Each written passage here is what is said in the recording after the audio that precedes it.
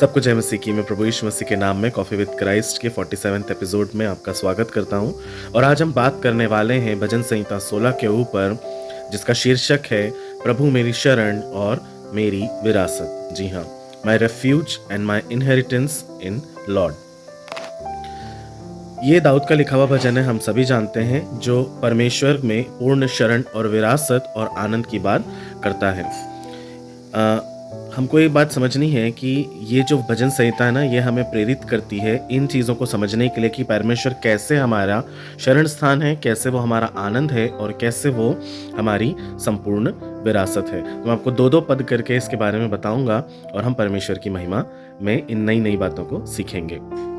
सबसे पहले तो मैं आपको ये बताना चाहता हूँ कि भजन संहिता 16 एक प्रार्थना है जो विश्वास की यात्रा को दिखाती है, शरण से विरासत तक, सम्मति से सुरक्षा तक और मृत्यु से अनंत जीवन तक। दाऊद यहाँ अपनी पूरी जिंदगी को जो है परमेश्वर को ही अपना केंद्र दिखाते हैं या दर्शाते हैं। न केवल ये, परंतु दाऊद जो है वो यीशु मसीह की भविष्यवाणी भी इस भजन संहिता के माध्यम से करते हैं, जो हमें मिलती है प्रेरितों के काम उसके दूसरे अध्याय के 25 से 28वें वचन तक, जहाँ पर हम ये पाते हैं कि लिखा हुआ है कि वो अपने पवित्र जन को सड़ने न देगा, और ये यीशु के पुनरुत्थान की ओर इशारा करता है। तो हम जल्दी से पहले दो पद को पढ़ते हैं, उसके बाद हम आगे बढ़ेंगे। हे ईश्वर, मेरी रक्षा कर, क्योंकि मैं तेरा ही शरणागत हूँ। मैंने परमेश्वर से कहा है कि तू ही मेरा प्रभु है, तेरे सिवाय मेरी भलाई कहीं नहीं। ना मैं तेरा शरणागत हूँ, ये सिर्फ शब्द नहीं है मेरे प्रियो, बल्कि ये पूर्ण समर्पण है। दुनिया की भलाई क्षणिक है, लेकिन परमेश्वर में भलाई जो है वो अनंत है। दाऊद अपनी पहचान परमेश्वर से जोड़ते हैं। जैसे एक बच्चा अपने माता पिता पर निर्भर रहता है, दाऊद भी पूरी रीति से अपने परमेश्वर पर यहाँ निर्भर होने की बात हमसे कर रहे हैं। इसका गहन रहस्य यही है कि परमेश्वर की शरण में डर की कोई जगह नहीं है, क्योंकि वही हमारा सब कुछ है। परमेश्वर ने हमें कहा है कि मैंने तुम्हें भय की आत्मा नहीं दी है। इसलिए जब हम परमेश्वर की ओर जाते हैं, भागते हैं, तो हमारा भय कहीं और नहीं रहता। फिर तीसरा और चौथा वचन कहता है, पृथ्वी पर जो पवित्र लोग हैं वे ही आदर के योग्य हैं, और उन्हीं से मैं प्रसन्न रहता हूँ। जो लोग दूसरे देवताओं के पीछे दौड़ते हैं, उनकी दुख तो बहुत ही बढ़ जाते हैं। मैं उनका तर्पण कभी नहीं चढ़ाऊंगा, ना उनके नामों को कभी अपने मुंहों से लूंगा। ये वचन जो है वो हमें सिखाता है कि परमेश्वर के साथ सच्ची संगति क्या है और झूठी अर्चना क्या है। गहन अंतर्दृष्टि इस माध्यम से हम ये समझ सकते हैं कि पवित्र लोगों में जो प्रसन्नता है वो इस बात से है कि परमेश्वर अपने लोगों के साथ एक होकर रहते हैं। लेकिन जब हम दूसरे देवताओं के पीछे भागते हैं तो वे दुख का स्रोत बन जाते हैं। दाऊद यहाँ पर हमें स्पष्ट रूप से ये कहते हैं कि वो इन बातों को अस्वीकार करते हैं कि वो कभी किसी दूसरे देवता के पीछे जाएंगे। वो अपने विश्वास से और परमेश्वर पर भरोसा रखने से कोई समझौता नहीं करेंगे। और हम ये जानते हैं कि हव्वा ने भी ऐसा ही किया था।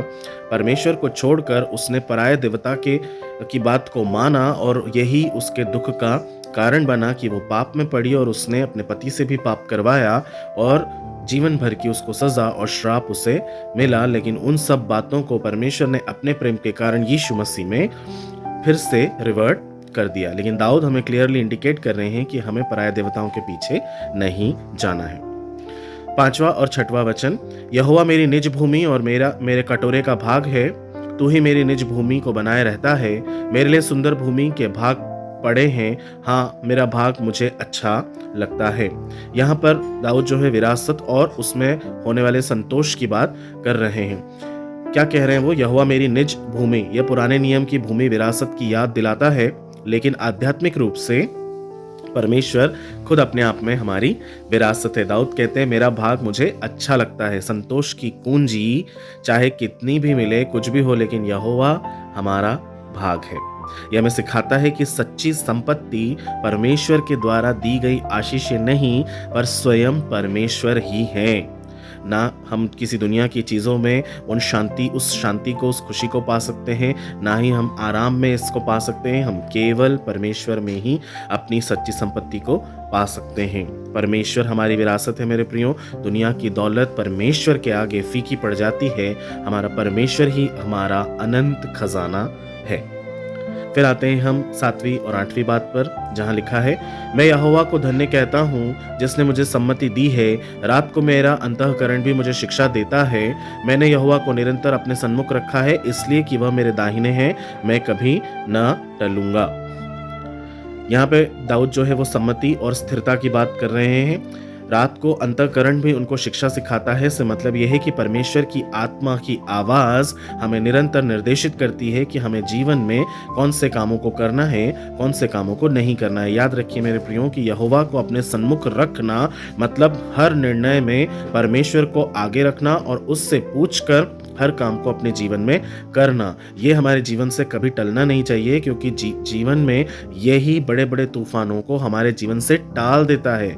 यदि हम परमेश्वर से पहले बात करके पूछेंगे तो परमेश्वर हमें सही सही ज्ञान और समझ का आत्मा देंगे और उसके अनुसार ही हम इस संसार में काम करेंगे और बड़ी बड़ी घटनाओं से हम बच सकेंगे।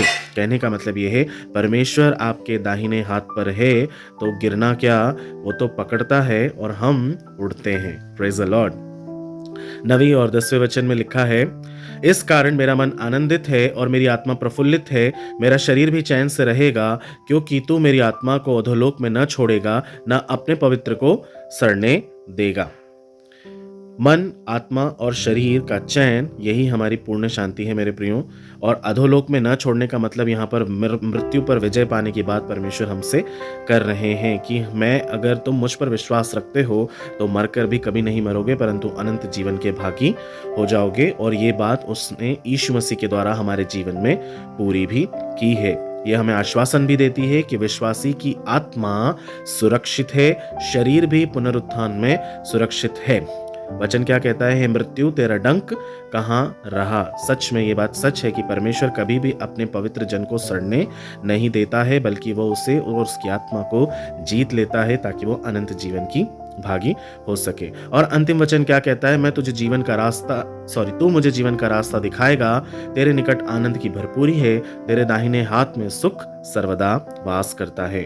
और पद 11 जो है वो हमें सिखाता है कि जीवन का जो रास्ता है वो परमेश्वर ही है, उसके अंदर आनंद की भरपूरी है, उसके दाहिने हाथ में सुख जो है सर्वदा वास करता है। जीवन की झलक यही है मेरे प्रियो कि जहाँ परमेश्वर की उपस्थिति है वहाँ पर सब कुछ है। दाऊद हमें आमंत्रित करते हैं कि हम जीवन के सच्चे रास्ते यानी हमारे परमेश्वर को चुन लें, जो हमें अनंत जीवन की ओर ले जाता है। याद रखें, परमेश्वर के निकट आनंद असीम, दाहिने हाथ में अनंत सुख और दुनिया की खुशी फीकी है। यही तो हमारी असली दौलत यही है। ठीक है, तो मेरे हिसाब से मेरे प्रियो हमें हर चीज़ दाऊद यहाँ पर क्लियर कर रहे हैं कि कैसे हम परमेश्वर की उपस्थिति में निरंतर बने रहकर प्रभु का आनंद महसूस कर सकते हैं और उसकी सुरक्षा में हमारे जीवन को हम बिता सकते हैं। आइए हम प्रार्थना में जाएंगे। प्यारे पिता, इस भजन के माध्यम से प्रभु हम सभी को जो इस वीडियो को देखते हैं पिता, हम आशीष देते हैं।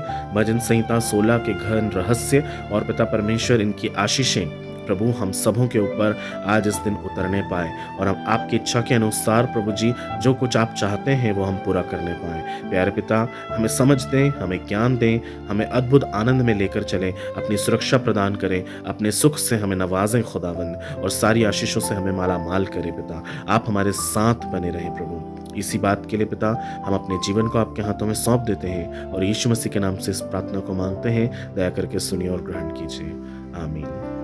मेरे प्रियो, मैं विश्वास करता हूँ कि इन बातों के द्वारा परमेश्वर आपको बहुत आशीष देंगे। मेरे साथ यूं ही बने रहिएगा। हम हर दिन नई बातों को सीखेंगे और परमेश्वर की महिमा में और अधिक आगे बढ़ेंगे। प्रभु आप सबों को आशीष दे। सबको जय मसीह की।